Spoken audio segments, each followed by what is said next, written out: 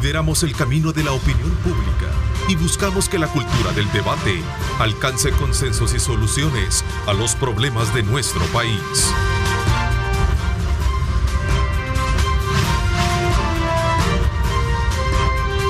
Diálogo con Ernesto López. ¿Qué tal? Buenos días, El Salvador, ¿cómo están? Hoy es lunes 6 de junio de 2022. Nos da muchísimo gusto estar con ustedes a esta hora de la mañana, como siempre, agradeciendo a Dios Todopoderoso por darnos ese privilegio de poder ingresar hasta la intimidad de sus hogares y, por supuesto, invitándoles, exhortándoles a que coloquen a Dios en el centro de sus actividades para que sus metas, sus proyectos puedan cumplirse en lo que respecta a esta nueva semana. Que este día queremos aprovechar, iniciar nuestro programa reconociendo esa labor destacada que hizo precisamente el salvadoreño Chelo Arévalo, quien ha hecho historia precisamente en este abierto de Francia, que es uno de los, desde luego, torneos más famosos y sobre todo difícil para cualquier atleta y quizás el sueño más grande de poder llegar. Así es que un saludo muy especial para Marcelo Arévalo y también pues obviamente su compañero Jean-Claude Royer, ¿verdad? Quienes se convirtieron en los campeones en dobles del Roland Garros. Así es que vaya para él y todos los salvadoreños que hemos estado dándole seguimiento, los sonsonatecos especialmente, pues nuestra felicitación, ¿verdad? Para él. Así es que esa es una muy buena noticia, la que realmente con la que abrimos esta mañana, un hecho histórico para un salvadoreño realmente haber ganado esta copa de este campeonato de dobles del Abierto de Francia. Así es que un saludo muy especial para él y también por ese esfuerzo. Esta mañana vamos a hacer un análisis de país con relación a los temas vigentes desde el punto de vista de cómo se mide desde la percepción de la población y otros aspectos que rodean lo que sería la actividad política, económica y social del país. Quiero darle la más cordial bienvenida a Óscar Picardo, investigador educativo y director del Instituto de Ciencia, Tecnología e Innovación de la Universidad Francisco Gavidia. Gracias por acompañarnos, Óscar, bienvenido. Un gusto, Ernesto. Nos unimos a la felicitación a Chelo, quien además es motociclista. ¿Es motociclista también? Sí. Él antes salía, cuando tenía más tiempo, salía con nosotros a hacer enduro, motoenduro. Con el club. Sí. En enduro, qué bueno. Un gran atleta. Mira, la verdad que decía algo que, comentándolo antes de entrar en detalle de lo que hemos provocado tratar este día, la verdad que no es fácil para alguien estar en esa liga. Y sobre todo en este tipo de torneos, dentro de la gama de deportes, los Grand Slam son muy competitivos. Gente de un gran nivel, de alto rendimiento, llegar ahí, creo yo que tiene muchísimo mérito y creo que ubica a Chelo dentro de los deportistas más destacados de la historia. Así es, y la verdad que, bueno, y ellos también lo traen casi el ADN de familia. Sí, ¿verdad? Muchos años de Sí, su hermano, trabajo, que es el alcalde de Sonsonate, un saludo especial también ahí para Rafael, que creo que también ya es un ADN que lo traen, ¿verdad? Sí. Y es una constante de lucha, ¿no? Así es. Porque no es fácil, como tú dices, es un circuito, un campeonato cerrado, exclusivo. Muy competitivo. Muy competitivo. Y realmente fue algo extraordinario lo que ha pasado. Qué bueno por las noticias del país, ¿no crees? Sí, yo creo que es una buena noticia que cambia el humor social y político de la gente. En redes sociales, la alegría. Y sobre todo proyectar al país de una forma distinta también, ¿verdad? Creo que eso tiene mucho mérito.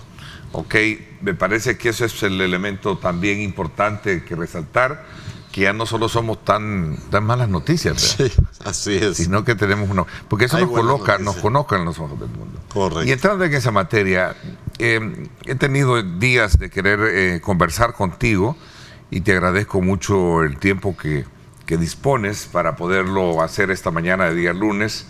Y sé que como investigador, como analista, como catedrático, como un hombre que estás puntualmente examinando el curso de las cosas. ¿Cómo ves el país?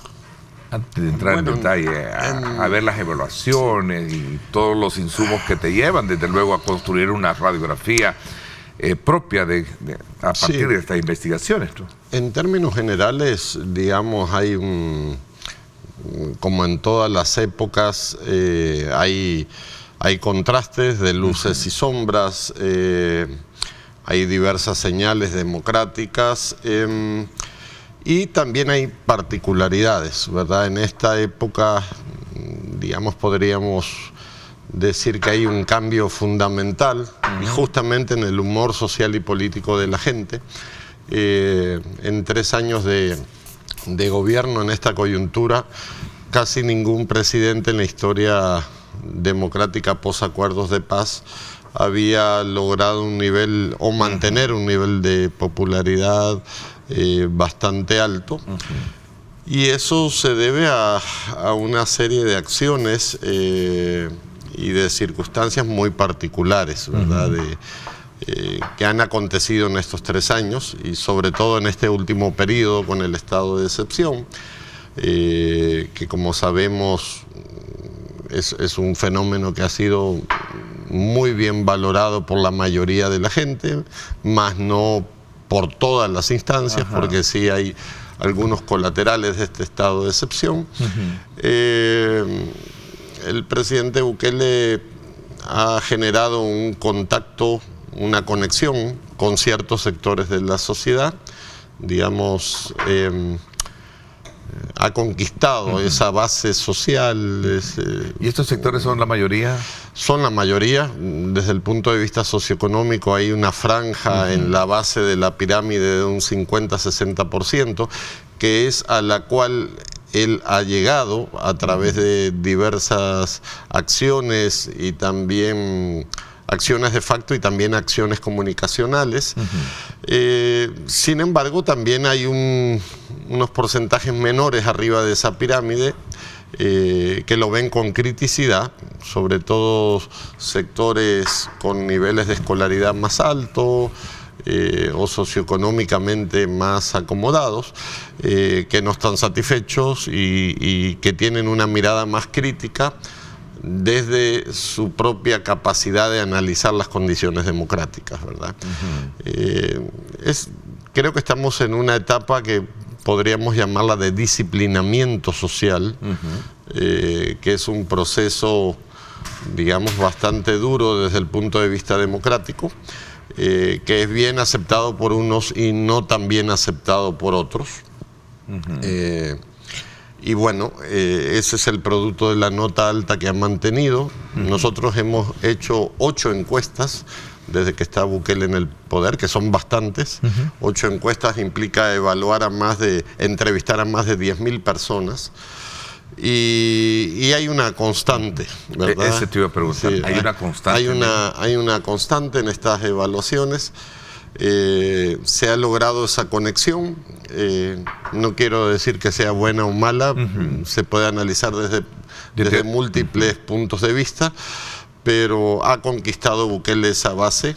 De hecho, en encuestas desde hace 4 o 5 años la gente lamentablemente demandaba un enfoque más autoritario, un enfoque de gobierno de mayor control, dureza. Sí, dureza, sobre todo por este fenómeno de pandillas que vivíamos o que vivimos todavía. Sí. Sin embargo, ese fenómeno no se ha atacado a la raíz no se ha ido a la raíz del problema. Es decir, encarcelar gente es algo que puede ser bien evaluado y que en algunos casos era necesario, pero el problema de pandillas tiene a la base otro escenario mucho más complejo, claro, que es la deserción escolar. Así es, o sea que ya vamos a llegar un poquito a entender desde tu perspectiva ese salto que obviamente se tiene que dar una vez confrontando este elemento que tú ubicabas de manera muy directa y que creo que para nadie es digamos, es ignorarlo de que ha sido positivo ese golpe fuerte, directo, ¿verdad?, hacia lo que ha sido el tema delincuencial, ¿no? Correcto. Por cierto, este fin de semana creo que se reportaban algunos homicidios un Así poco, vimos, después sí. de venir en una tendencia bastante cero homicidios. Creo que se estaban presentando 2 o 3, creo, 3 o 4, algo así. Vamos a estar muy pendientes de ello. Oscar, en esa constancia de investigaciones que tú bien lo ubicas, ¿es permanente encontrar o va creciendo esto? Porque no, está estable. Quisiera un poco entender uno de tus artículos. Yo te doy seguimiento mucho a tu trabajo. El que tú decías, los equivocados, no sé, ese artículo Sí, era un ¿verdad? artículo muy simbólico y que generó diversas interpretaciones. Sí. Es una ironía el artículo. Exacto. ¿Y a qué me refiero con eso? A que mucha gente... El primer fenómeno que hay es el sesgo de confirmación, ¿verdad? Mucha gente cuando habla, tú hablas con colegas, con pares socioeconómicos. Y en esas conversaciones que podemos tener entre académicos, entre periodistas, entre empresarios, hacemos juicios de valor y no tomamos en cuenta la opinión de más abajo. Y te lo voy a contar así como una anécdota. Cuando tú conversas, cuando tú bajas, ¿verdad?, un par de graditas, la gente empieza a reconocer cosas que tú no valoras, ¿verdad?, por tu condición socioeconómica. Sean los $300, sea Chivo Pet, sea las bolsas alimenticias. Todo eso ha generado en la base socioeconómica del país una visión diferente del gobierno, que probablemente la clase media y profesionales, académicos, no valoren, pero esa gente sí. Y ahí donde está la clave de interpretación y de conexión de este tipo de evaluaciones, porque mucha gente dice, bueno, ¿y cómo es que todavía sostiene un 8? Cuando tú hablas con gentes de tu propia condición socioeconómica, ¿verdad? Si se ha notado, digamos, el deterioro democrático, o si vemos más represión, o si vemos capturas injustas, o si vemos que ha habido alguna negociación o diálogo con pandillas, etcétera, etcétera.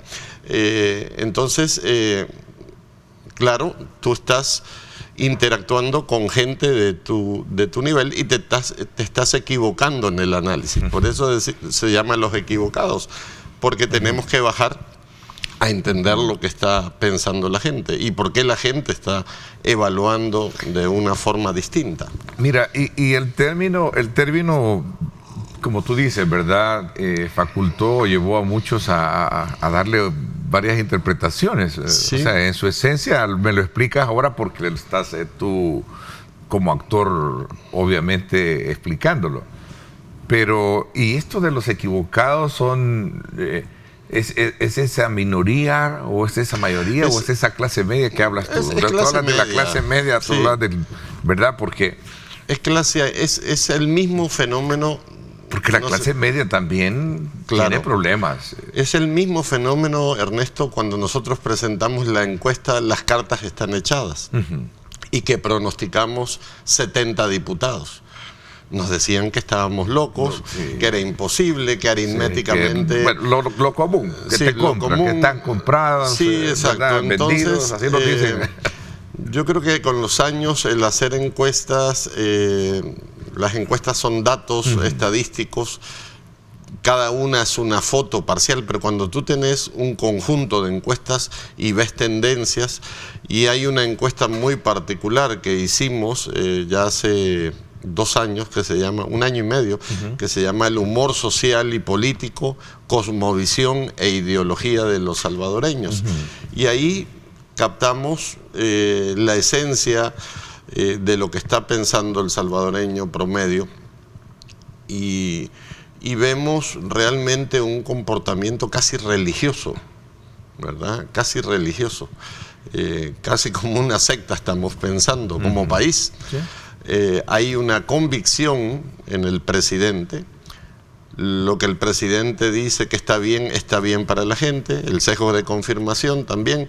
Si el presidente dice esto está malo, esto está malo. Y te lo voy a demostrar con una pregunta de esta encuesta. Evaluamos los servicios públicos y uno de los mejores evaluados es el servicio de transporte. Y vos decís, ¿ha mejorado el transporte en este país? No. ¿Por qué la gente estaba evaluando bien el transporte público? Por la intervención que hizo el gobierno con Catalino Miranda. Ya eso bastó para empezar a cambiarle la imagen al tema de transporte. Sí. Y que fue muy limitado, porque solo fueron 2 rutas, ¿no? Exactamente, pero digamos, para expresarlo de una forma sencilla, lo que el presidente, y no el gobierno, lo que el presidente define que está bien, eso está bien para todos sus seguidores, aunque esté equivocado.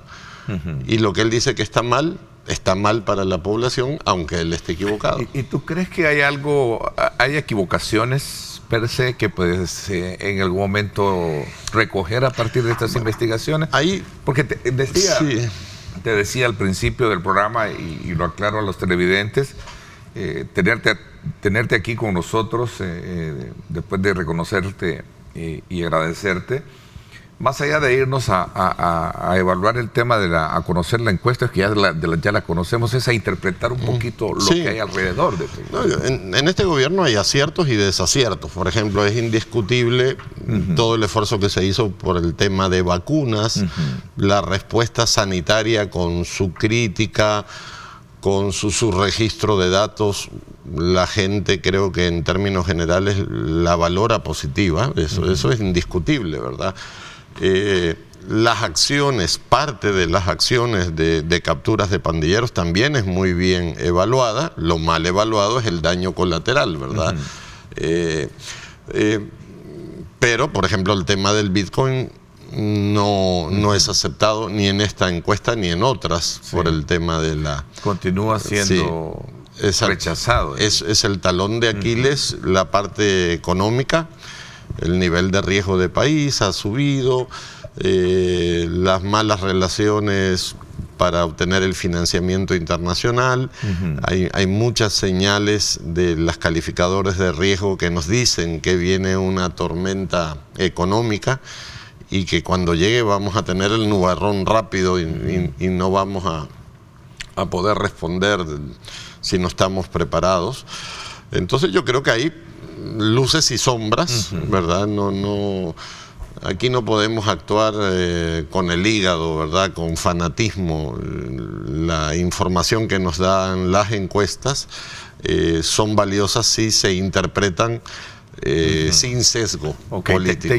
¿Te llueve de todo? Sí, generalmente sí. A veces, institución, y tú que te toca... También, que me toca como vocero. Sí. La gente a veces cree que es uno, o sea, nosotros somos voceros de la gente. Sí, pero esto es parte de lo que tú le llamabas, y me gustó mucho la palabra, decías disciplinamiento social. Disciplinamiento social. Sí, es un concepto... Digo, porque estamos acoplándonos a... Es un concepto no muy grato, pero es lo que han hecho muchos gobiernos con cortes un poco autoritarios, que es ordenar la casa. Querer ordenar. Porque entendería yo que esto es un giro ordenar el transporte público, ordenar la vía, fuertemente la estructura criminal. Sí, exacto. Yo creo que no se había hecho así de esa magnitud. No. Lástima, obviamente, que no se... Lo que se critica es por qué no se hizo al inicio, ¿verdad? Porque tuvimos este plan control territorial que supuestamente iba bajando los homicidios y de repente se rompe ese plan y se tiene que ir a esta intervención. Aparentemente, por lo que sabemos, por las notas que hay de prensa, investigaciones, como que el presidente toleró y al final no se quiso dejar chantajear y reaccionó, ¿verdad? Este tema relacionado con la buena calificación y las buenas... pasa también por comprender de que hay un tema que para muchos, y lo conversábamos incluso con nuestro equipo de producción y dirección acá, relacionado con cuál es la siguiente fase que viene después de esta evaluación. Porque quisiera que pusiéramos las evaluaciones que nos dan las últimas encuestas. Está la UCAR, que creo que fue la última, LPG Dato, creo que tú fuiste la primera, sí, creo, ¿verdad? Correcto, en ese orden. En ese orden, ahí están, ¿verdad? Ok, aquí hay una buena calificación, es innegable. Sí. Alguien me decía, mira, bueno, creo que el mismo presidente lo decía, ya ven, no pueden ocultar, saben bien, a pesar de que sean adversarios, no se referían, creo que no a ustedes, sino que al resto de... No, sí, a nosotros nos catalogó como encuesta de la oposición. Bueno, entonces, pero ahí están los resultados, una muy buena, yo digo que para un presidente a un tercer año de gobierno llegar a una... Sí, no, es alta. Es algo que pondera mucho, claro, históricamente. Te voy a comentar algo. Nosotros en nuestro sistema de seguimiento no solo hacemos encuestas. Por ejemplo, entre el 1 y el 4 de junio se publicaron 178 videos de YouTube a favor del presidente. 178. De los cuales los primeros 6 o 7 tenían más de 200.000 reproducciones. Sí. O sea, hay una maquinaria comunicacional, sobre todo en YouTube y en TikTok, pero sobre todo en YouTube, en donde el gobierno está reforzando sus ideas y continuamente insistiendo, machacando sus ideas, sus políticas, sus programas, y eso cala, claro, ¿verdad? En la mente de la gente. En la mente política de la gente, que es emocional. Ok, pero también sin dejar lo que tú decías al principio, o no sé si malinterpreté, reconocer que ha hecho... Hay algunas cosas sí, de alguna manera que los otros no hicieron. Exactamente. Y uno de los grandes problemas, te entendí a ti y lo sabemos todos, que más ha apretado el problema al país ha sido la delincuencia. Correcto. Correcto, ¿verdad? Sí, sí. Y creo que también no se puede invisibilizar, diría yo, no sé, perdóname si... Definitivamente, y esto es una medida que ahora también hay que pensar con perspectiva, ¿verdad? Okay. Como te decía al inicio, todavía no se ha atacado a la raíz del problema. Hablemos de eso si quieres, ya, por cuestión de correr en el tiempo. Porque, ¿cuál es la otra etapa? ¿Qué es lo que viene? Porque no se habla, fíjate que aquí decía alguien... estaba escribiendo alguien, decía, se evalúa solo esta parte, pero no se hace énfasis de las evaluaciones de las cosas que no se han hecho, por ejemplo. Claro. Mira, el problema de pandillas, de migración y de subempleo, que son los tres grandes, digamos, cánceres que tenemos como sociedad, tiene a la base un origen común y es muy sencillo. Lo voy a decir con los dedos para que quede muy claro. De cada 10 cipotes que terminan educación básica, perdemos 6 y 4 se gradúan de bachiller. De esos 4 que se gradúan de bachiller, solo 2 ingresan a la universidad y de esos 2, solo 1 se gradúa. Esas son las estadísticas. ¿Y qué pasa con el que se gradúa? Viene la otra etapa, ¿dónde está el empleo? La pregunta es, ¿a dónde se van estos 6? Ahí está la clave de todo, Ernesto. Se van a pandillas, se van a migración, se van a subempleo, porque están abandonando el sistema escolar en tercer ciclo de bachiller, en tercer ciclo de educación básica, séptimo, octavo y noveno. ¿Cuál es la edad de ingreso a las pandillas? 13, 15 años. ¿Cuál es el nivel de escolaridad de un pandillero? 7.3 grados. Entonces ahí está la clave de todo. Si nosotros resolvemos el problema de deserción escolar en tercer ciclo, estamos ganando la batalla sin necesidad de meter preso a mucha gente, ¿verdad? Pero tenemos que crear programas para que esos 6 que abandonan el sistema escolar sigan su trayectoria al menos hasta bachillerato. Fíjate que de manera muy, digamos, práctica, como tú dijiste, voy a poner mis 10 dedos de frente para hacer bien el conteo. Eso de que tú hablas, ¿verdad? De 10 jóvenes, 4 se gradúan de bachiller. De bachiller.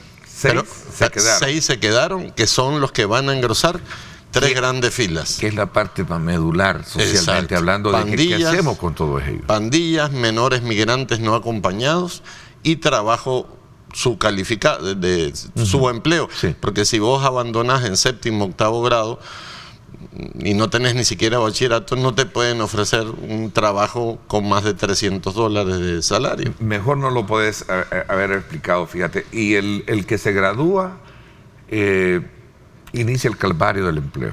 Que es otro. Que es el otro. Ese 1 de cada 10 que logra graduarse en ciencias de la comunicación va a ir a pelear a un mercado difícil, un empleo, y no es una tarea fácil, digamos, definitivamente. O sea que tenemos el diagnóstico muy claro, realmente. Ok, voy a hacer una pausa. Después de... Y creo que aquí viene la frase común y bien dicha, ¿verdad?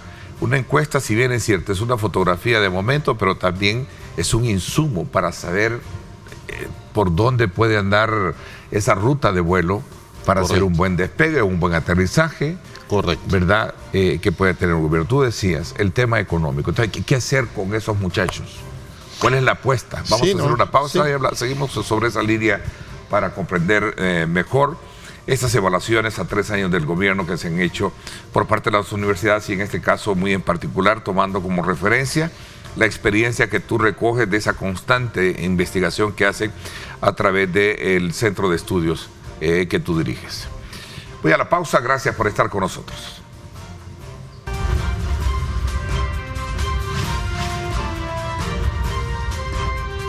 Diálogo con Ernesto López.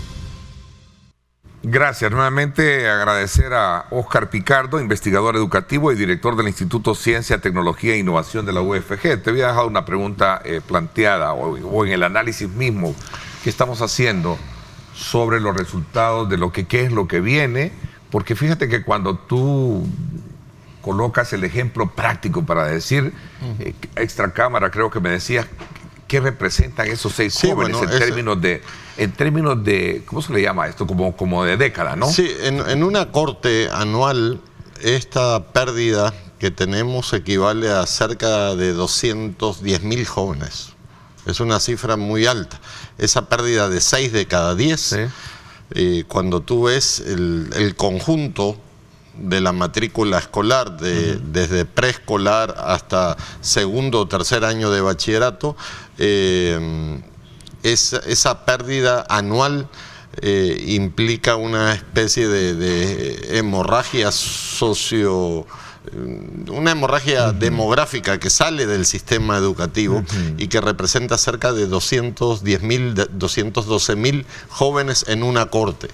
Que justamente esos 200.000 son los que van a nutrir los 3 grandes problemas. Un porcentaje que podrá ser 50, 60.000 se van a pandillas, van a nutrir el tema de pandillas, 50, 60.000 van a nutrir el fenómeno de migración y 50 o 60.000 van a nutrir el fenómeno de subempleo o empleo de baja calificación. O sea, en la medida que ingresan y salen jóvenes de esos 3 mundos, ¿verdad?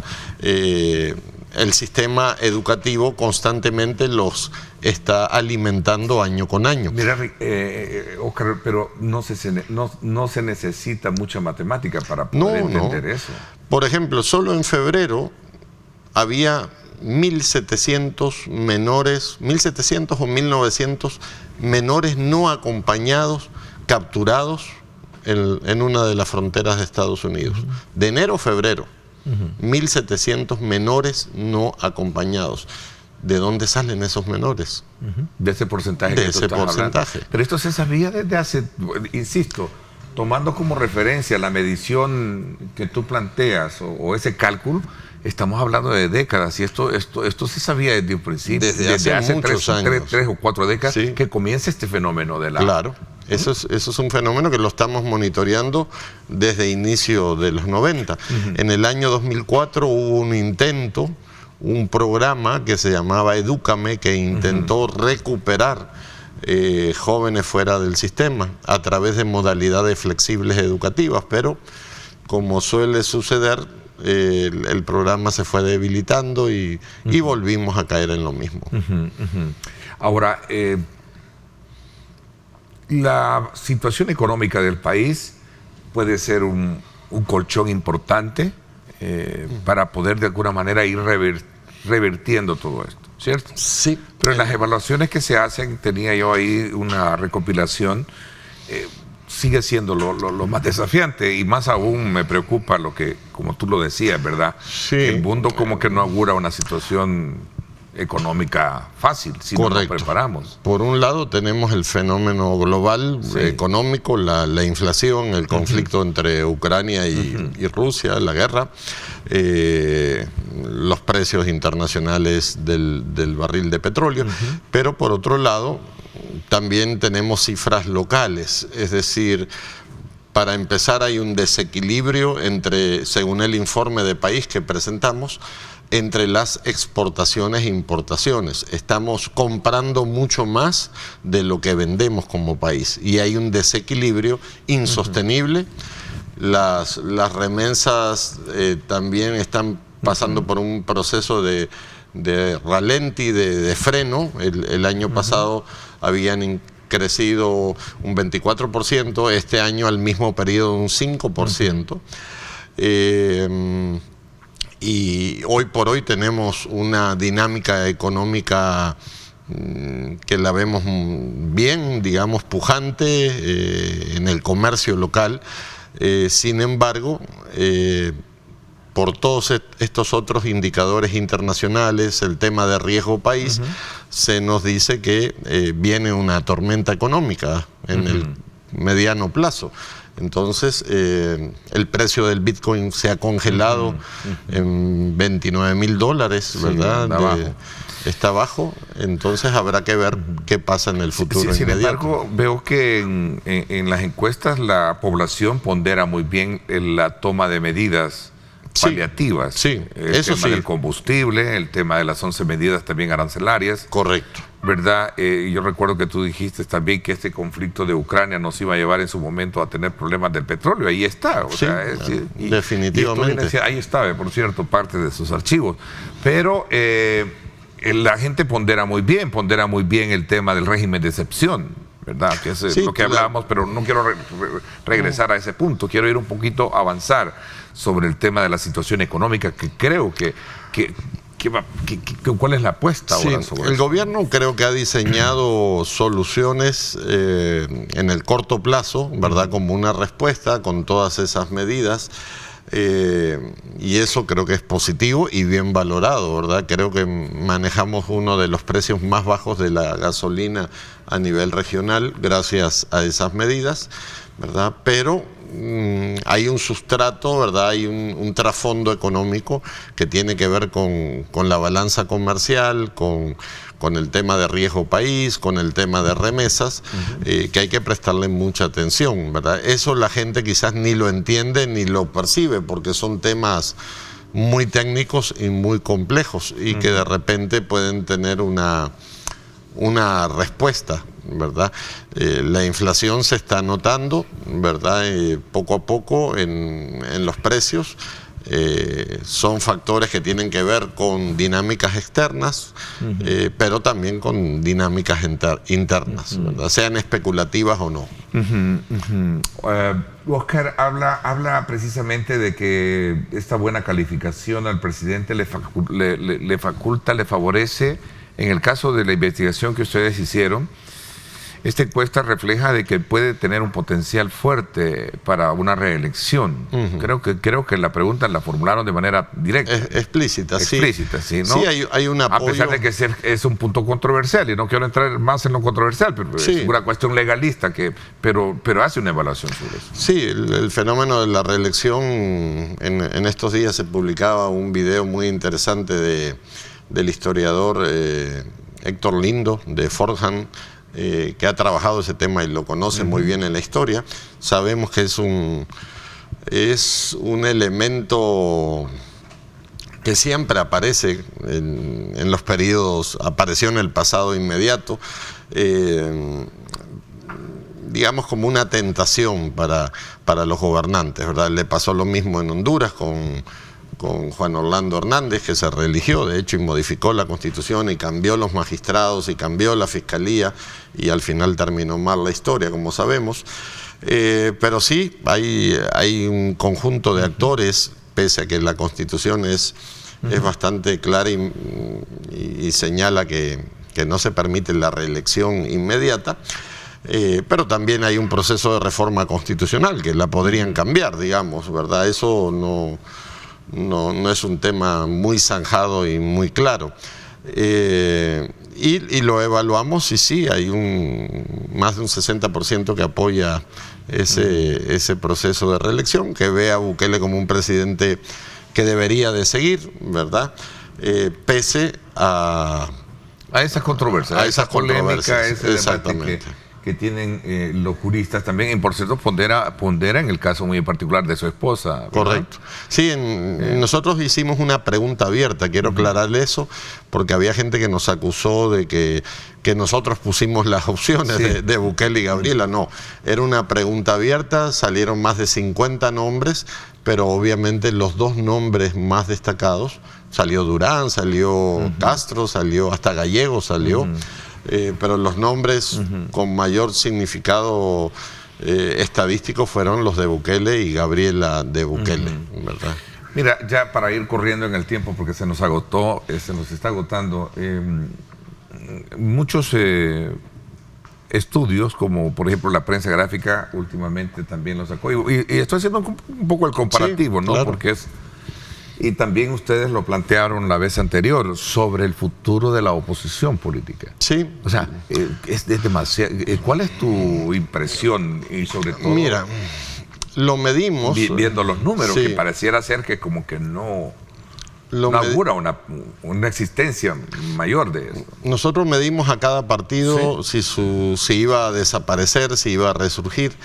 Y en la mayoría de casos, léase Arena, FMLN, PCN, PDC, Vamos, Nuestro Tiempo, hay una tendencia muy clara en la visión de la gente al desaparecimiento, cosa que ahí lo podemos ver en la gráfica, salvo Gana, que es el único partido que va a resurgir.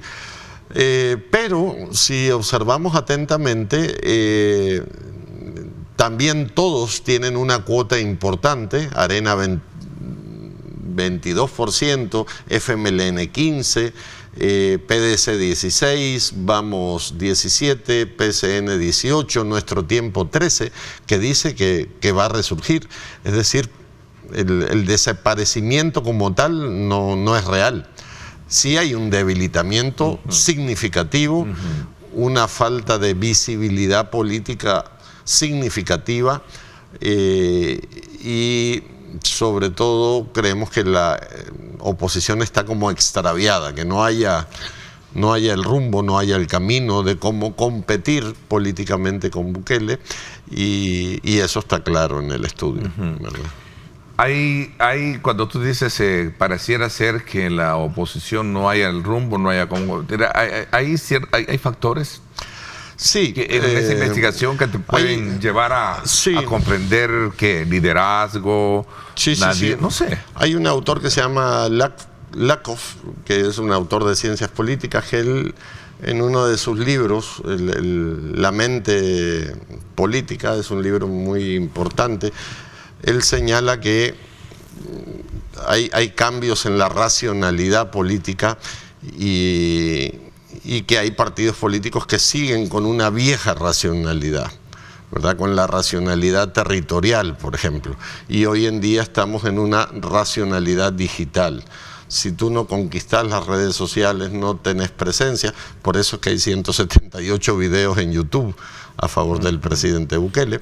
Eso es parte de una maquinaria propagandística comunicacional que si tú no la entendés,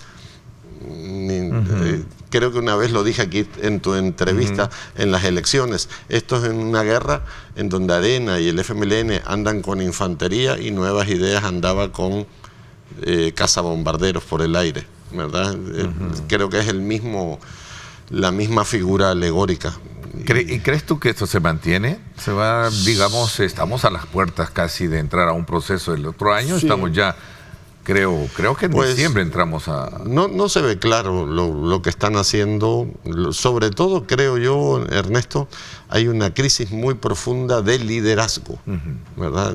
Las únicas tres personas visibles son Claudia Ortiz, Johnny Wright y Portillo Cuadras.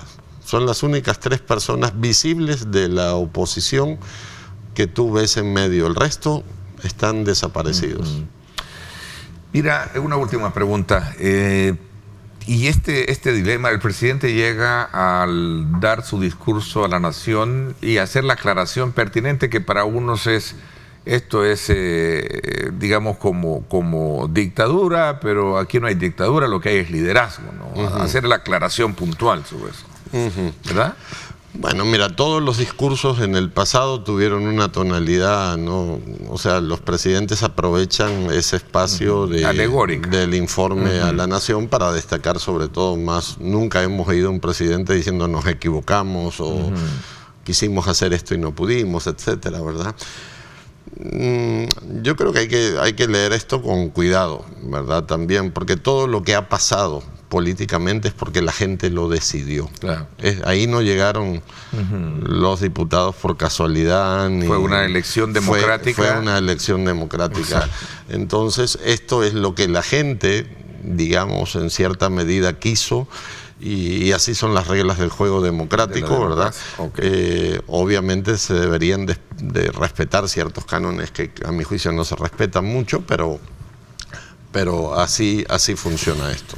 Ok, el tiempo se me agotó y quiero agradecerte, Óscar, que nos hayas abierto el espacio esta mañana para conocer tener esa facultad interpretativa de los números de la encuesta que está subida en el portal de ustedes. En disruptiva.media. Para hacer las consultas pertinentes, ¿no? Siempre publicamos bases de datos, la encuesta, el instrumento, está todo abierto. Así es, y hago la acotación por el hecho de que el propósito de nuestra conversación esta mañana era interpretar esa esfera, ¿no? Correcto. Esa esfera que a veces muy poco se profundiza. Se profundiza y creo que me dejas un elemento importante para seguir en el abordaje más adelante, que es, bueno, ¿qué va a pasar si lo vemos en términos numéricos, con esa cantidad de jóvenes, tomándolos como punto de referencia los 10 dedos de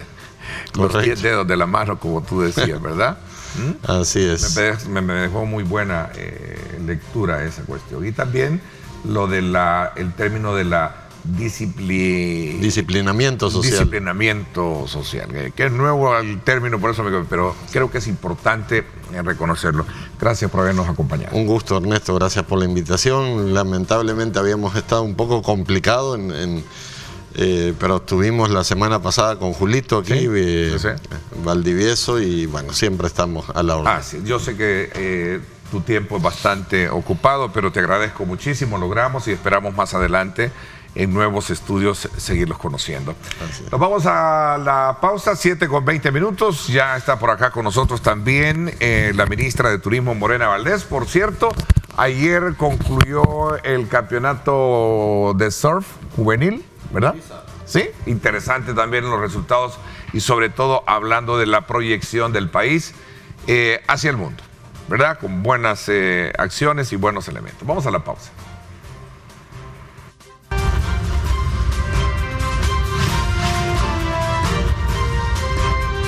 Diálogo con Ernesto López. Bueno, gracias nuevamente por estar con nosotros. Hablando de buenas noticias, tuvimos un buen resultado de un campeonato también de surf en el sector de Sur City y vamos a conversar acerca de eso y de lo que más viene por delante con la ministra de Turismo que nos acompaña esta mañana acá en el estudio. Ministra, gracias por acompañarnos. Buenos días, Ernesto. Un gusto siempre estar aquí en la casa y poder contarle a todos los que te ven, y yo sé que no solo es a través de la televisión, sino que de las redes sociales, que tenemos también muchos hermanos, que yo le digo los hermanos cercanos que te ven muchísimo, y contarles que tuvimos un torneo mundial de juniors exitoso. La verdad que estamos muy contentos. Ayer tuvimos el cierre y todos los chicos estaban que se quieren quedar o quieren volver, así que la meta ha sido cumplida. Tenemos más de 1000 nuevos embajadores del Salvador. Ya vamos a hablar en detalle de ellos. Un saludo especial a toda la diáspora, a todos nuestros hermanos salvadoreños que nos están siempre sintonizando, y a todos los salvadoreños acá también en el país que están desde el río Paz al Huascorán conectados con nosotros. Así es que gracias por estar con nosotros esta mañana. Y sí, ¿verdad? Concluyó el torneo junior de surf y buenos resultados. Y estos chicos son de edades que, porque viene el siguiente, ¿no? Sí, estos chicos eran de edad de entre 8 a 17 años. Y aquí lo importante, te digo pero que son... no parecían, ¿no? Sí, no, es que es increíble. ¿Ah? Bueno, ya, esta nueva generación, sí, yo digo que les dieron de comer, otra, que no nos dieron de comer a nosotros. Definitivamente... Esta ha sido una gran experiencia incluso para nosotros, porque estos chicos son los más exigentes, porque aquí ellos sin filtro te decían si les gustaba, si no les gustaba, todos muy contentos con la ola. Aquí también ves quiénes son las delegaciones que más trabajan por este deporte. Como todo deporte requiere de disciplina, de esfuerzo, de constancia, de resistencia, persistencia. Gracias a Dios nos hizo un muy buen clima, tuvimos olas de nivel. Definitivamente todos estaban muy contentos, porque lo más difícil en ese tipo de torneos es tener las olas. Y decían, bueno, ustedes ya tienen todo, tienen las olas, tienen la gente cálida. De verdad enfatizaron muchísimo en la calidez de nuestra gente, además de la infraestructura, por supuesto, la atención que tuvieron en los hoteles donde se hospedaron, en los restaurantes donde comieron, además de toda la logística que movió todo, las instituciones del gobierno del presidente Nayib Bukele. Quiero agradecer primero el liderazgo del presidente para apostarle a este deporte como precisamente el ancla, porque más que el deporte es todo lo que significa alrededor del surf, y por supuesto todos los miembros de los equipos de todas las instituciones de gobierno que estuvieron ahí al pie del cañón 24 horas, 7 días a la semana. Agradecer, yo no quiero que se me quede ninguno, así que por eso siempre digo que es a todas las instituciones que nos han apoyado, pero ahí viene desde la gente de Cancillería con sus embajadas, hasta Fosalud, por supuesto, gente de CEPA, de Migración, por supuesto también de Educación, porque tuvimos muchos voluntarios que estuvimos atendiendo a cada una de las delegaciones para que tuvieran una atención personalizada. Nosotros calculamos que tuvimos alrededor de ingresos, y eso es lo que tenemos que terminar de cerrar justo cuando terminemos el torneo que viene, que es el CT de la WCL, que vamos a estar recibiendo alrededor de $8 millones solo en la zona de Surf City. Tuvimos ocupación al 100%, bueno, tú lo decías fuera de cámara. El movimiento que se manejó el fin de semana fue exagerado, ¿no? Exactamente. Y recuerda que son niños, y los niños vienen con papá, mamá, primos, tíos, técnicos. No, digo, movimiento de salvadoreños generando la dinámica de comercio, económica. La seguridad, estamos viendo precisamente a la Policía Nacional Civil a través de la Politur, de la Policía de Turismo, también Fuerza Armada a través de Fuerza Naval, y todos sus dispositivos nos ayudaron a hacer círculos de seguridad, que seguimos teniéndolas porque precisamente viene el otro campeonato. La mayoría de delegaciones que vinieron, hay muchos, más que todo las que no nos conocen o solo tenían noticias de inseguridad, dijeron que cambiaron por completo la percepción que tenían del Salvador, porque se sintieron muy seguros, más seguros que en sus propios países. Así que la verdad, muy satisfecha. Ahí podemos ver precisamente a los chicos que tenían su transporte, todas las delegaciones su transporte respectivo de primera mano, y estuvieron con una atención personalizada. Ministra, los campeones, Hawái. Una de las delegaciones más fuertes siempre en este tipo de torneos es Hawái. Bueno, el segundo lugar, si no me equivoco, ganó fue oro. Exactamente, oro, dos ¿verdad? veces, en dos categorías.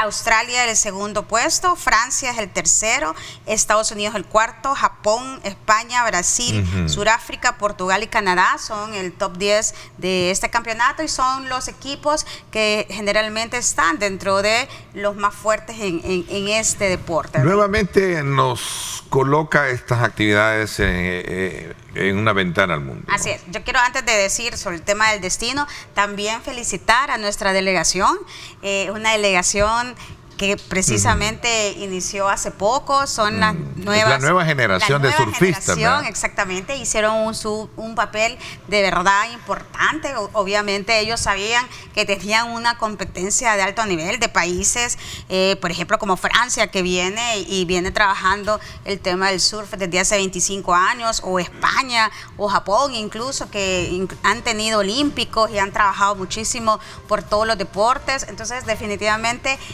muy contentos también, y hay que sentirnos orgullosos de nuestros nuevos deportistas, porque esos deportistas son de la zona, y además de eso han salido de lugares en que generalmente estaban rodeados de violencia, y han visto al surf como otro estilo de vida, otro modo de vida. Así que, como siempre dice el presidente ad honorem del INDES, Yamil Bukele, ahora estamos preocupados porque ellos de verdad solo se ocupen de ser buenos atletas y nada más. Así que, y aprovechar también para felicitar a Marcelo Arévalo por el logro deportivo. Yo creo que aquí es bien importante que siempre decimos, nos tenemos que sentir orgullosos también de nuestros talentos, porque cuando nosotros le damos esa energía a nuestros deportistas, ellos van a ir creciendo más también. Bueno, hemos tenido muy buenas,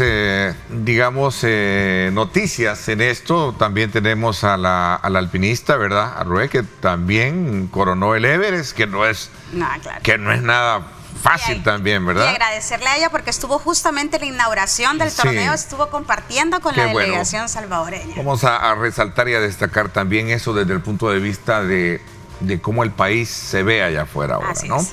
7:32 minutos, me piden una pausa y nos vamos y regresamos en cuestión de segundos.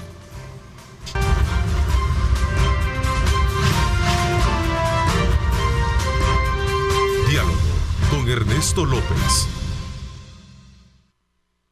Ministra, antes de hablar de lo que viene del otro campeonato, me gustaría que habláramos un poco de esa marca de orgullo de salvadoreño, porque mencionábamos no solo el hecho de cómo el país se coloca en una vitrina hacia el mundo con un evento como el que teníamos con la participación de estas delegaciones, sino que también de otros grandes méritos deportivos que se suman, ¿verdad? El caso de Marcelo, el caso también de Arrué, que venció el Everest, ¿verdad? Y todo esto, ¿no? Así es, yo creo que es importante todo lo que se ha logrado en materia... Y la selección nacional también, ¿verdad? No la dejemos a un lado, también la selección nacional de fútbol, ¿verdad? Así es, que también recuerda que tuvimos un torneo de fútbol de playa justo en Semana Santa. En Semana Santa también. Y la verdad que muy orgullosos también de nuestra selección playera.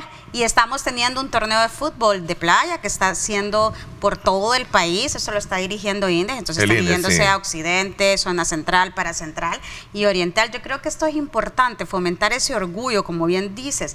Y dirá, bueno, pero es turismo, pero es que el turismo está vinculado con todo lo que tiene que ver con el orgullo nacional, porque cuando tú te sientes que perteneces a ese país y que perteneces a esos destinos y a esos paisajes, es a través de las personas. Bueno, yo te quiero comentar, justamente estamos terminando obras de infraestructura, como tú sabes, Surf City es una estrategia integral que tiene 3 grandes componentes, que es infraestructura, talento humano, tejido social y productivo, y transversalmente son todos estos eventos que nos posicionan a nivel mundial. Y justo estamos ya en las últimas revisiones y supervisiones precisamente de lo que estamos haciendo en el complejo turístico del Puerto de la Libertad, que es la plaza gastronómica y el parque de diversiones. Y justamente me decían unas personas que son de la diáspora, nos decían en este sentido, que ahora se sienten orgullosos de venir al país con sus hijos y sus nietos, porque le están mostrando todos los avances que se han tenido. Yo creo que eso es bien importante y las encuestas te lo dicen. Nos empezamos ya desde el año 2019, que el presidente asume con su liderazgo, a sentir más seguros con el tema con todo el combate frontal que se le están haciendo a las pandillas. Y además de eso, vino la pandemia y fuimos de los mejores países que manejó también la pandemia, pero eso no lo hubiéramos logrado sin el liderazgo del presidente y sin la articulación de todas las instituciones de gobierno, porque incluso turismo estuvo en primera fila precisamente dándole el combate a la pandemia COVID-19. Estamos también trabajando todas las necesidades básicas desde el gobierno del presidente Bukele, en educación, en salud, en seguridad, es decir, todo eso se necesita. Yo siempre digo que turismo no puede existir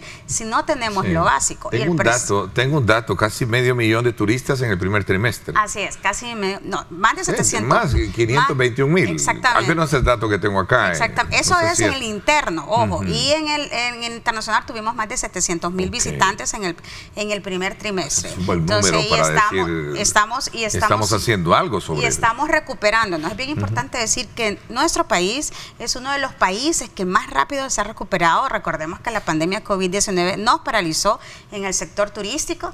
Así es, esa es toda la parte de precisamente en el turismo interno. Sí. Exactamente. Yo creo que es bien importante eso, decirlo, ¿verdad? Que somos de los que más nos hemos recuperado. Somos de los que más también hemos logrado que todo el sector se una y pueda trabajar articuladamente. Yo quiero agradecer a todo el sector turístico, a los rubros de alojamiento, alimentación, transporte turístico, guías turísticos, turoperadores, agencias de viajes, sitios recreativos, que han logrado también tener esta sinergia, ¿verdad? Porque si algo nos dejó como oportunidad la pandemia es que no podemos estar trabajando separados, sino que al contrario, debemos de trabajar unidos, exactamente, porque todos tenían algo en común, todos habían tenido que cerrar de primero a raíz de todo el problema. Exactamente. A ver, una cosa que me gustó mucho, hablando muy específico del campeonato que culminó el día de ayer, es la cobertura de prensa internacional también. Así es, bueno, recuerda que eran 45 delegaciones. Quiero decirles a toda la población salvadoreña y a los que nos ven que ha sido el torneo mundial de juniors más grande de la historia que ha tenido. Y en cobertura, porque estaba viendo muchos informes a nivel internacional. Así es, la Federación Mundial, es que recuerda que son niños y es todo, y ahora después del COVID, todo lo que necesitamos es esperanza. Entonces, claro, esos chicos tenían una energía. Nosotros comentábamos con la presidenta del ISTU, que por cierto, casi todas las delegaciones estuvieron visitando el Parque de Aventuras Surf City Walter Tilo Denninger e incluso el Parque Acuático Los Chorros. Y me decía la presidenta del ISTU, es que es una energía que nunca se les acababa, ¿verdad? Hicieron todos los recorridos, Cero Umbral del Miedo. Yo quiero agradecerle infinitamente a todo el equipo de salud que estuvo y tuvimos más de 500 atenciones médicas, porque claro, ellos le tienen Cero Umbral del Miedo, entonces iban a conocer la ola y definitivamente cada ola tiene su valor y cada ola también tiene su dificultad. Entonces ellos se raspaban o se golpeaban, etcétera, y ellos no le tenían miedo y era nada, solo cúrenme y seguían surfeando. Entonces yo creo que es bien importante decir que sin el trabajo articulado y sin todo ese equipo en todos estos torneos no podríamos hacer esto. Ellos se fueron con la imagen, por supuesto, y quieren volver porque dijeron los salvadoreños nos atendieron de primera, y también tiene mucho que ver con la relación que se tiene con el sector privado, que son, por supuesto, todavía tiene oportunidades de mejora en el sentido del servicio al cliente, que son las cosas que nosotros en el sector turístico lo sabemos, tanto lo público como lo privado, debemos mejorar si le queremos apostar definitivamente al sector. Y en este caso ya vamos a hablar, por cierto, de la exploración de terrenos que se hicieron en el sector del oriente del país. Creo que hay una comisión en la que estuvo integrada también, que esperan hacer inversiones en el área de turismo. Ya vamos a hablar de esto, pero solo para cerrar un poco el ciclo de lo que se llevó a cabo, culmina este y viene el otro. ¿Sí? El otro torneo. Aquí no hay descanso, mi equipo me dice, esperemos que podamos. No, yo siempre lo he dicho, usted tiene una energía tremenda, ¿no? Hay que tomar vitaminas, ¿no? Que ganas de soltarme la corbata y todo, vámonos a... Exactamente. Bueno, terminamos justamente ayer, hicimos la clausura, todos los chicos muy contentos, y quiero decir que hasta el clima nos favoreció porque nos llovió en las noches y madrugadas y después se nos despejó, cosa que como dicen, este país tiene un buen nombre, que es El Salvador, así que yo puedo dar fe de esto, y todos nuestros equipos que estaban... Que Dios siempre nos bendice. Que exactamente, que estábamos ahí en la playa todos los días, en cadena de oración, y definitivamente nos ha ido súper bien. Bueno, ahí está justamente... Esa es la celebración, ¿verdad? Esa es la fiesta de cierre. Quiero decirle que todos los más de 400... Allá se ve bailando usted, pero al fondo, no. Yo. Ajá, no, pero la verdad que ellos no se lo esperaban. O sea, de verdad, después de tener una competencia tan larga, porque fue larguísima, fueron 10 días, en donde nos despertábamos todos a las 5 de la mañana y empezaban las competencias a las 7:30, y todos los días terminaba entre 4:30 y 5:30. Imagínate las jornadas largas en el surf, son hits que ese es cuando están en competencia, 4 competidores de alrededor de 20 minutos, terminabas uno, seguías otro, o sea, sin descanso a mediodía exactamente. Así que ellos estaban sacando la energía, pero como te decía, creo que hicimos todo esto y todavía tienen más energía. Es increíble. Entonces lo que viene es a partir de... Lo que viene es a partir precisamente de este viernes, contarles que tenemos un CT, se llama. Este viernes. Este viernes, Sí, porque te voy a contar por qué. ¿Solo va a descansar qué? Bueno, no va a descansar. No vamos a descansar. Aquí me tienes desde tempranito. Sí. Y la verdad es que no ¿Cuánto va a durar este otro que viene? Este dura del 12 al 20 de junio, pero el viernes se van a estar disputando ya el puesto que se le va a dar a El Salvador, porque ojo, aquí solo están los mejores del mundo. Esta ya es categoría, Estos ya es son otra categoría. Los profesionales. Es como decir que viene Ronaldo, Messi ¿Quién nos representa? Ahorita todavía no sabemos porque la Federación Salvadoreña de Surf va a hacer la competencia el viernes, pero quienes les van a calificar a nuestros atletas salvadoreños, que entre ellos por supuesto está Brian Pérez compitiendo por este puesto, para que puedan competir con estos grandes del mundo. Imagínate la experiencia que va a tener cualquiera de los atletas que gane este pase precisamente a el CT de la WSL, que para que los que no saben de surf es como tener una parada de la Champions League aquí en El Salvador. Ok, interesante. Bueno, para cerrar un poco con esas muy buenas noticias también, empresarios exploran terrenos en el oriente del país. Así es, Vamos a hablar de eso cuando regresemos, voy a hacer una pausa. Y aquí me están preguntando, ¿y el surf como campeonato para el oriente? ¿Cuándo dicen? Este me año. Están reclamando. No, este año vamos precisamente. Vaya, vamos a ver, buena noticia. Ahí me habla de esa noticia cuando regresemos, porque los de oriente nos sentimos también celosos. No, vamos a ir a todos lados. Nos vamos a la pausa y regresamos.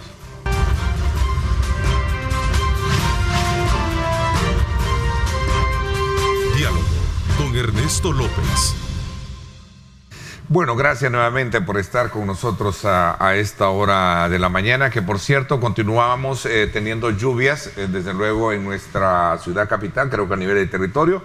Vamos a ver si podemos colocar un poco para la información así ligera de cómo está en las condiciones atmosféricas y según cómo nos le está enviando el satélite, ahí está.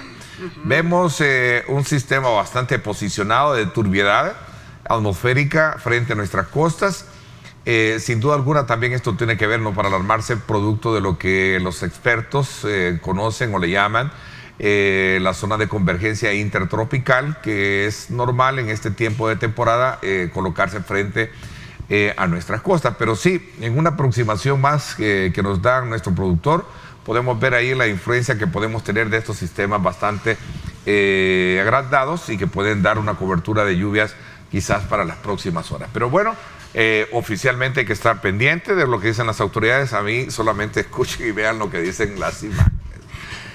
Vámonos entonces a hablar sobre este tema de Oriente y el surf, dice acá de nuevo. Sí, necesitamos también acá que se promueva entre los estudiantes, dice, el surf acá en el oriente del país. Qué bueno. Bueno, esa es otra cosa, que ahora los salvadoreños están más interesados en el surf, cosa que tiene que ver con el orgullo nacional, porque si tenemos las mejores olas del mundo para surfear, entonces es un deporte que casi no practicamos los salvadoreños por el temor que siempre nos han inculcado al mar, que obviamente nosotros tenemos que tenerle mucho respeto al agua, pero imagínate, vaya, por ejemplo, delegaciones como Australia, como Hawái, como Estados Unidos, en donde tienen diferentes tipos también de olas, y además, o como Indonesia, por ejemplo, que en donde las olas son bastante grandes, o Portugal, pero todos han sabido cómo poder desarrollar el deporte. A eso le llama a usted tenerle respeto, que también, aún siendo un surfista que sabe nadar, que la destreza la tiene, siempre representa siempre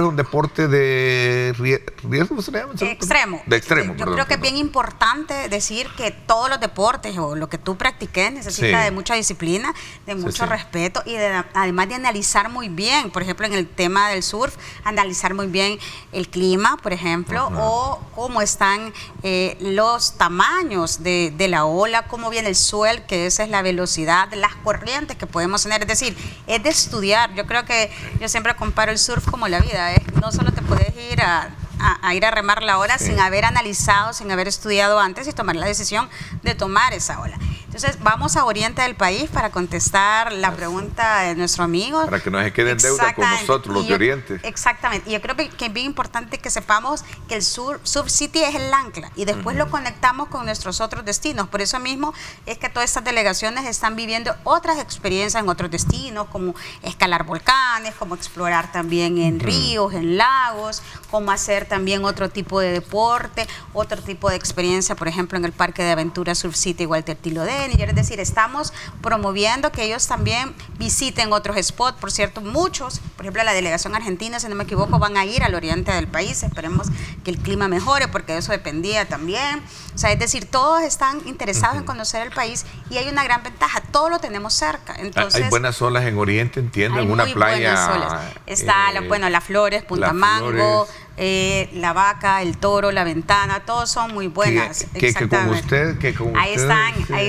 Sí, ya vamos a hablar del tema de los inversionistas, que por cierto, yo a usted siempre cuando hemos conversado sobre este tema le he dicho que antes de que se promoviera el tema de Surf City y se le diera todo el respaldo y el apoyo como lo tiene ahora, siempre veía surfistas claro, que viajaban al oriente del país. Claro, le dicen los spots secretos, que ahora ya no son secretos, porque y casi por lo general, no sé, corríjame, pero casi eran suramericanos, casi brasileños. Brasileños, pero ahora están viniendo muchos norteamericanos y canadienses también. Un brasileño famoso vino y dijo, ahí hay unas buenas olas. Lo que pasa es que es el tipo de ola que les gusta a ellos, que son Point Break y que tenemos ahí, por ejemplo, Punta Mango, y además les gusta porque no hay nadie. Pero entonces sí es una realidad que tenemos una buena cancha, por decir así, de acuática. Y le gustaba porque antes no había nadie. Hoy que ya conocen más El Salvador, están viniendo más. Bueno, Oriente. Y lo digamos ahora ya con situaciones de delincuencia bastante controladas. Así es. ¿no? Es más, los empresarios de Oriente estamos viendo de qué manera, y por eso es que quería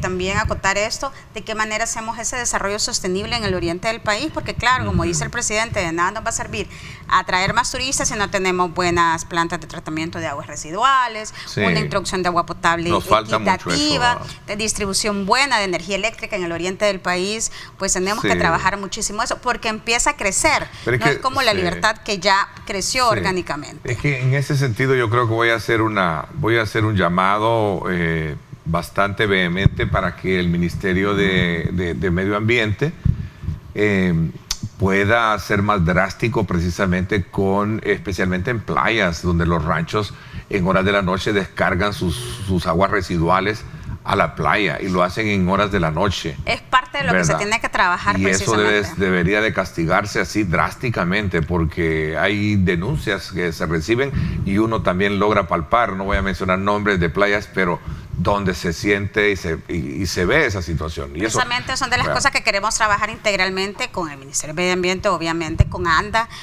también el Ministerio de Obras Públicas nos está apoyando con esto, es decir, este es un trabajo articulado que solo vamos a lograrlo por ordenar. El bien y la salud de todos. Y porque si lo que tenemos mejor son las olas, tenemos que cuidar nuestro océano, y además porque es algo que es necesario. Los empresarios, ¿qué impresión le dejó a usted la visita? Veíamos ahí precisamente a empresarios visitando, explorando terrenos en la Unión. ¿Y qué impresión se llevaron ellos?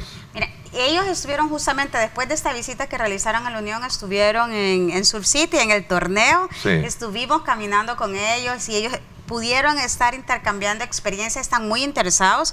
Bueno, Charles G., que es el empresario, precisamente le contaba, por ejemplo, a un empresario canadiense, que por cierto, felicidades a la delegación canadiense, que lograron por primera vez estar en el top 10 de los mejores de surf.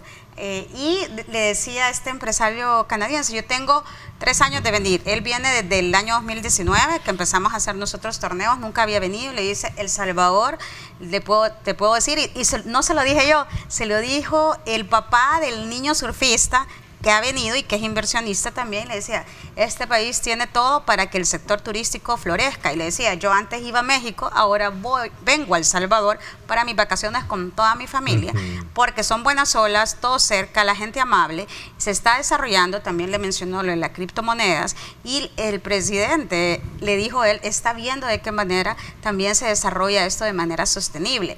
Yo creo que Charles me dijo, gracias por caminar, por hacerme caminar entre las delegaciones, y todos los papás justamente de los chicos les decían lo mismo. Entonces, o sea, que se lo dijeran los demás. Además, Charles es una persona bastante, yo le digo, con una mística y con una muy buena energía. Me decía, definitivamente la mejor decisión que puedo tener es invertir en el país, porque nos está dando certeza, porque nos está dando seguridad, porque los turistas, porque él va a invertir en hoteles, le decían a ellos, si hubiese más hoteles, yo vendría a los hoteles en donde me den también más opciones. Entonces, claro, eso es lo que necesitan precisamente los inversionistas. Y hemos aventajado a los países de la región, o andamos equiparándonos bien. Bueno, Costa Rica tiene un boom de turismo fuerte. Quiero decirte, ¿no?, que somos de los países de la región centroamericana que más nos hemos recuperado. O sea, el ranking según la Organización Mundial de Turismo es República Dominicana, El Salvador y después siguen los demás. Así que estamos arriba de México, Costa Rica, Colombia, o sea, es decir, hemos recuperado más, y por eso puede ser bien enfática, nos hemos recuperado más. Obviamente llegar a los niveles prepandemia nos va a tomar un poquito más de tiempo, pero menos tiempo que los otros países, incluso de la región, incluso mundial. Un elemento muy positivo que agregar a esto es el hecho de que hay conversaciones, y esperamos que haya una concreción de las negociaciones con la aerolínea, creo que es Jet de República Dominicana. Exacto, sí, justamente. Para tener precisamente vuelos directos a República Dominicana. Sí, todo, yo quiero decir allá que... nos esperaría Punta Cana. Exactamente, quiero decirle que toda la representación de República Dominicana, bueno, le envían, traigo de este torneo muchos presentes, pero el presidente Bukele están enamorados de él. Y definitivamente es algo que siempre ha habido una muy buena relación también con República Dominicana y con todos los países de la región. Así que esperamos poder concretar eso. Ese es un trabajo articulado que también está haciendo, por supuesto, la Autoridad de Aviación Civil y todas las otras instituciones. Y que sea pronto esa Así es. Llegamos ya a abrir esa nueva ruta de cielo abierto con el país caribeño. Ministra, como siempre, un agrado. Gracias. Arrancar el lunes con buenas noticias y sobre todo con ganas de irnos a surfear, ¿verdad? Excelente. Para el viernes dice que comienza. Bueno, el viernes comienza este otro, que ese evento es solo para los salvadoreños, ¿no? Y ya después la inauguración, ya el oficial es este domingo. Así que sintámonos orgullosos de ser salvadoreños. Esto va a ser en nuestra ola de oro, que es Punta Roca. Ahí ya están todos los equipos trabajando, y definitivamente pueden seguir esto vía streaming a través de la WCL, que es el ente rector más grande en tema de tours de surf, y por supuesto también que conectemos todo eso con nuestros destinos turísticos y nos sintamos orgullosos de cada uno, y sobre todo que los cuidemos, porque esas son las otras cosas. Eso es lo más importante. Ministra, nuevamente, gracias, le deseo lo mejor. Gracias. ¿Verdad? Muchos éxitos, y sobre todo también gracias a todos nuestros televidentes que han estado muy atentos en la, digamos, apertura de la semana con nuestros programas, y que nos lleva, pues, como siempre, a estar analizando los diferentes aspectos que rodean los temas del país. Gracias, los espero en radio hoy a las 7 de la noche. Pásenla bien, y como siempre recuerden lo más importante, amar a Dios sobre todas las cosas. Lideramos el camino de la opinión pública y buscamos que la cultura del debate alcance consensos y soluciones a los problemas de nuestro país.